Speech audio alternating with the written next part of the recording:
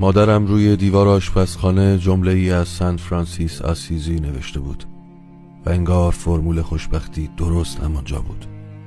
جمله این بود: کم میخواهم و آن اندک چیزی که میخواهم حتی آن را هم کم میخواهم.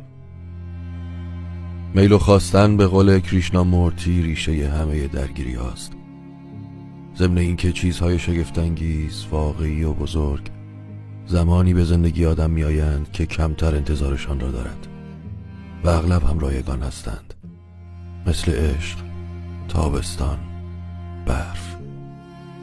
بعدها نام مرا باران و باد نرم میشویند از رخسار سنگ.